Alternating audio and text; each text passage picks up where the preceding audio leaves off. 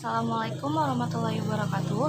Nama saya Farazil Masyifana dari kelas 12 Ageban 2. Di sini saya akan mempresentasikan peta konsep dan poin pramesta. Yang pertama, ada peta konsep. Perjuangan bangsa Indonesia menghadapi ancaman disintegrasi. Yang pertama ada ideologi, yang kedua ada kepentingan, yang ketiga ada sistem pemerintahan. Ideologi pramesta. Perjuangan Semesta atau Perjuangan Rakyat Semesta adalah sebuah gerakan militer di Indonesia. Gerakan ini dideklarasikan oleh pemimpin militer dan sipil Indonesia bagian timur pada tanggal 2 Maret 1957. Pusat gerakan ini mulanya berada di Makassar, yang pada waktu itu merupakan ibu kota Sulawesi. Namun, perlahan-lahan dukungan di Sulawesi Selatan mulai hilang sehingga pada 1957 markas Pemesta dipindahkan ke Manado di Sulawesi Utara. Di sini timbul kontak senjata dengan pasukan pemerintahan pusat sampai mencapai gencatan senjata pada tahun 1961. Yang kedua ada latar belakang Permesta. Munculnya pemberontakan Permesta di Indonesia Timur disebabkan oleh beberapa alasan. Salah satunya adalah berkembangnya sentimen di Sulawesi dan Sumatera Tengah yang merasa kebijakan yang dibentuk pemerintahan pusat di Jakarta telah menghambat perekonomian lokal. Para perwira daerah merasa kecewa karena pemerintahan pusat dianggap terlalu mengistimewakan Pulau Jawa dibandingkan pulau lain. Politik dan perekonomian Indonesia pada saat itu terpusat di Pulau Jawa, padahal sumber-sumber perekonomian negara lebih banyak berasal dari pulau lain. Dengan hambatan tersebut, proses pengembangan daerah juga jadi terbatas dan terganggu. Adanya perselisihan ini kemudian memunculkan aspirasi untuk memisahkan diri dari Indonesia. Yang ketiga, ada kepentingan gerakan Permesta.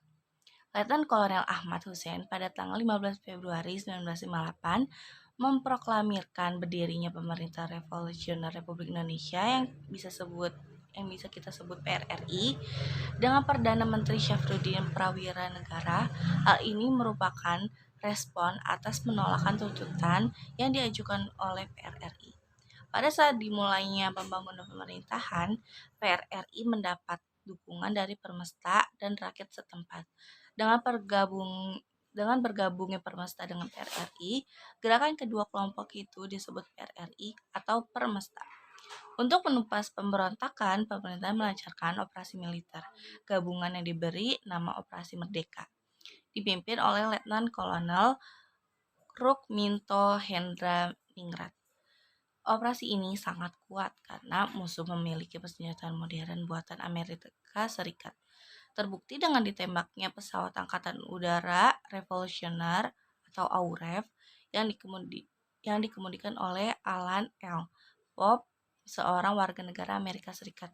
Akhirnya pemberontakan PRRI atau Permesta baru dapat diselesaikan pada bulan Agustus 1958 dan pada tahun 1961 pemerintah membuka kesempatan bagi sisa-sisa anggota Permesta untuk kembali Republik Indonesia. Dan yang terakhir ada sistem pemerintahan Permesta.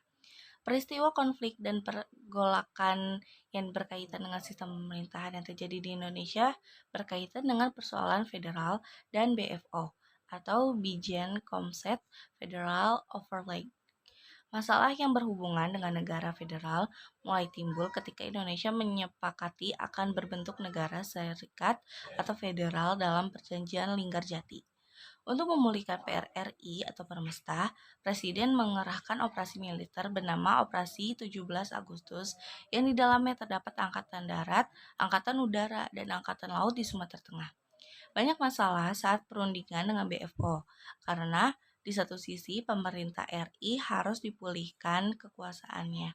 Namun di satu sisi BFO ingin agar RI melakukan gencatan senjata dan pemerintahan RI dikembalikan ke Yogyakarta. Masalah ini kemudian berakhir dengan posisi BFO yang semakin berpihak pada RI, hingga akhirnya terjadi kesepakatan antara RI, BFO, serta Belanda di bawah pengawasan Komisi Perserikatan Bangsa-Bangsa. Kesepakatan tersebut adalah yang pertama, pengembalian RI ke Yogyakarta, konferensi meja bundar yang diusulkan di Den Haag, dan Ketiga, ada penghentian permusuhan RI dengan Belanda akan dibahas setelah kembali pemerintahan RI ke Yogyakarta. Sekian dari saya, kurang lebihnya mohon maaf. Wabillahi taufiq wal hidayah. Wassalamualaikum warahmatullahi wabarakatuh.